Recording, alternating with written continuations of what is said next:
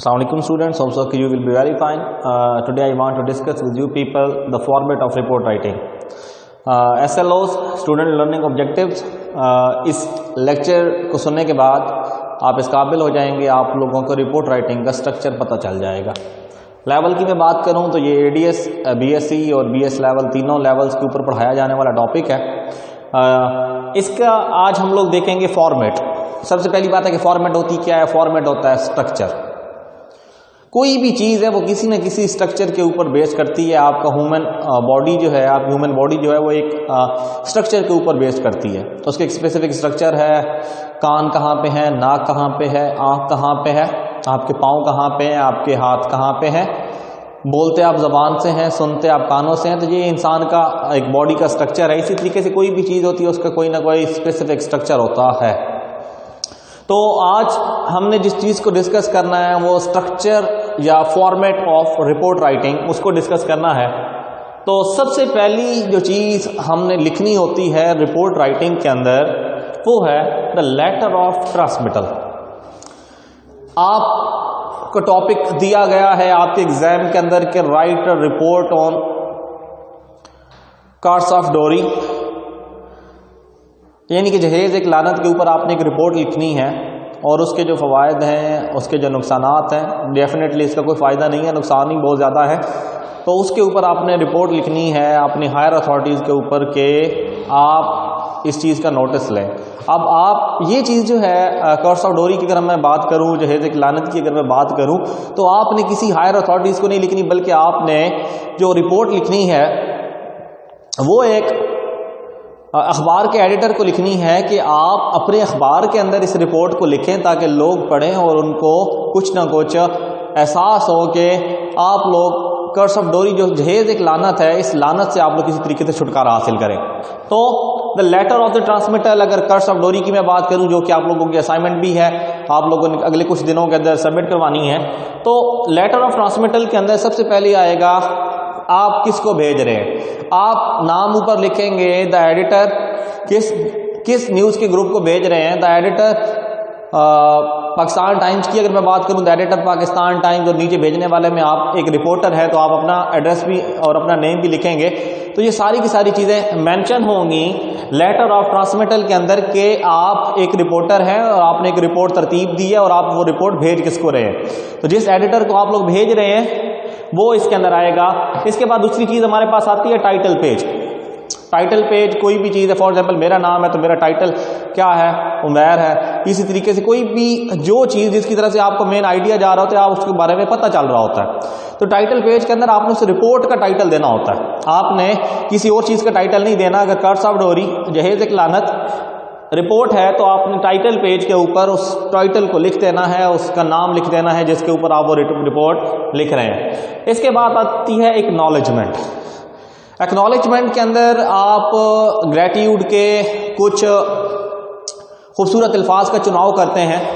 आप अपने पेरेंट्स को भी एक्नॉलेज करवा सकते हैं, आप अपने टीचर्स को भी एक्नॉलेज करवा सकते हैं। तो प्रेस के लिए, ग्रेटिट्यूड के लिए जो वर्ड आप लोग इस्तेमाल करते हैं कि अल्लाह की ज़ात का शुक्र है कि मैं इस काबिल हुआ हूँ अपने उन टीचर्स की बदौलत कि मैं इस रिपोर्ट लिखने के काबिल हुआ हूँ। तो ये जो चीज़ें होती हैं ये सारी की सारी एक्नॉलेजमेंट के अंदर आती हैं। इसके बाद टेबल ऑफ कॉन्टेंट्स।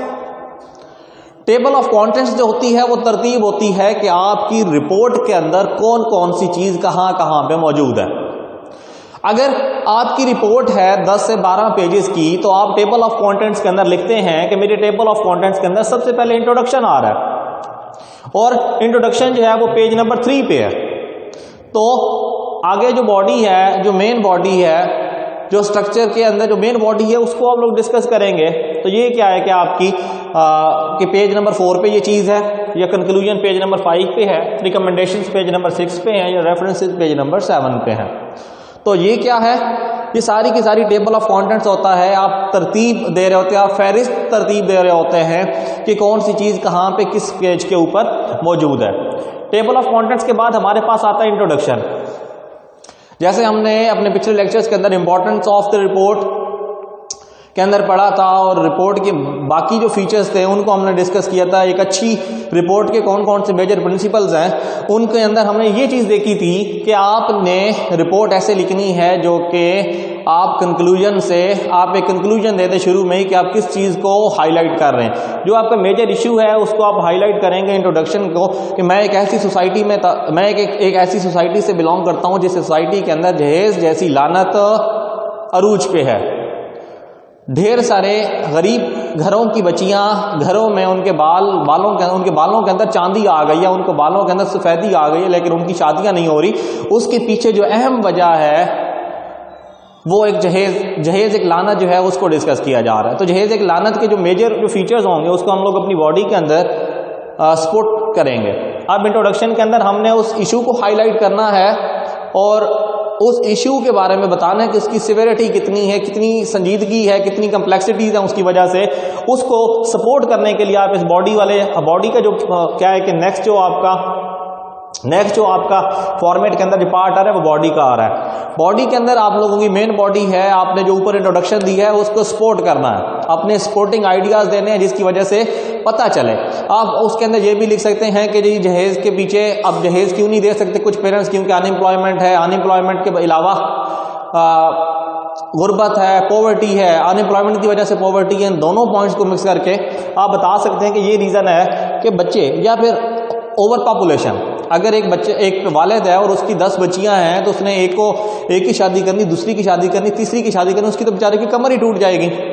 तो बॉडी के अंदर आपने इस किस्म के अपने थॉट्स को बताना है, आपने इस किस्म की चीज़ों को सपोर्टिंग आइडियाज़ आप इस किस्म के लेके आएंगे ताकि वाकई में पता चले कि आप एक अच्छी रिपोर्ट तरतीब दे रहे हैं। आपका जो रिसर्च बेस्ड वर्क है वो इस काबिल है कि इसको पढ़ने के बाद जो एडिटर है न्यूज़ का वो इसको शाया भी करे और लोग इसको पढ़ें भी सही। इसके बाद कंक्लूजन के अंदर आपने जिन चीज़ों के बारे में लिखना है, कंक्लूजन के अंदर आप ये चीज़ें बताएंगे कि ये वजूहात थी, मैंने सोसाइटी के अंदर ये चीज़ ऑब्ज़र्व की, मैंने लोगों से व्यूज़ लिए और उसके बाद मैंने ये एक कंक्लूजन में दे रही हूँ कि इस प्रॉब्लम को इस तरीके से ख़त्म किया जा सकता है। तो जो आइडिया आप जहाँ पे देंगे वो आपकी सारी की सारी रिकमेंडेशंस में आ जाएंगी कि ये मेरी रिकमेंडेशन है कि अगर गवर्नमेंट अनएम्प्लॉयमेंट को ख़त्म करे, अगर गवर्नमेंट किसी तरीके से पॉवर्टी को ख़त्म करे तो हम इस किस्म के मामला से बच सकते हैं, या फिर गवर्नमेंट एक ऐसा कानून बनाए जिसके अंदर जहेज के ऊपर पाबंदी लगा दी जाए। तो इस किस्म के जो रूल्स एंड रेगुलेशंस हैं अगर हमारे कस्टम्स के अंदर राइज होंगे तो उसकी वजह से उसकी बदौलत हम इन परेशानियों से बच सकते हैं। इसके बाद लास्ट पे आ जाती है रेफरेंसेस। आप लोगों के कोई भी रिसर्च बेस्ड वर्क होता है तो वो आप विदाउट एनी रेफरेंस एक सिंगल वर्ड भी आप कोट नहीं कर सकते। अगर आपने फॉर एग्जाम्पल के वर्ड पढ़ा कि जहेज एक लानत है, उसके ऊपर आप इसको सपोर्ट करने के लिए किसी भी फेमस फिलोसोफर्स हैं उनकी राइटिंग, उनके वर्क्स, उनके थॉट्स को अगर आपने इस रिपोर्ट के अंदर लिखा है तो आप ये बताएंगे इस रेफरेंस के अंदर कि मैंने फ़लाँ किताब के अंदर फ़लाँ राइटर की ये बात पढ़ी है। तो जो रेफरेंस आपने यूज़ किए होंगे अपनी रिपोर्ट राइटिंग के अंदर अपने आइडियाज़ को सपोर्ट करने के लिए वो सारे के सारे रेफरेंसेज में लिखे जाते हैं। तो ये रिपोर्ट का जनरल स्ट्रक्चर है। इसको मज़ीद अगर आप एक्स्ट्रा एक लेवल पे लेकर जाएं तो इसके अंदर आगे जाके अपेंडिक्स भी हम लिख सकते हैं, इंडेक्स भी लिख सकते हैं, लेकिन वो एक हायर लेवल हो जाता है। आप लोग अभी ग्रेजुएशन के स्टूडेंट हैं तो ग्रेजुएशन के स्टूडेंट के लिए इतना ही काफ़ी है कि होप्स ऑफ कि आप लोगों को जो फॉर्मेट है रिपोर्ट का वो समझ आ गया होगा। अगर आप लोगों को समझ आ गई है तो वेल एंड गुड। अगर आप लोगों को समझ नहीं आई, किसी भी पॉइंट के अंदर किसी भी किस्म की कन्फ्यूजन है, तो आप लोगों को फैसिलिटेट करने के लिए आपके टीचर जहाँ पे मौजूद हैं, आप LMS के ज़रिए, आप लोग व्हाट्सएप ग्रुप के ज़रिए, आप लोग चैट बॉक्स के अंदर किसी भी तरीके से हमसे मालूमात ले सकते हैं, आप अपनी कन्फ्यूजन को दूर कर सकते हैं। आज तक के लिए इतना ही। अगले लेक्चर्स के साथ अगले लेक्चर के अंदर हम लोग मिलेंगे, रिपोर्ट राइटिंग को मज़ीद देखेंगे। तब तक के लिए अल्लाह हाफ़िज़, शुक्रिया।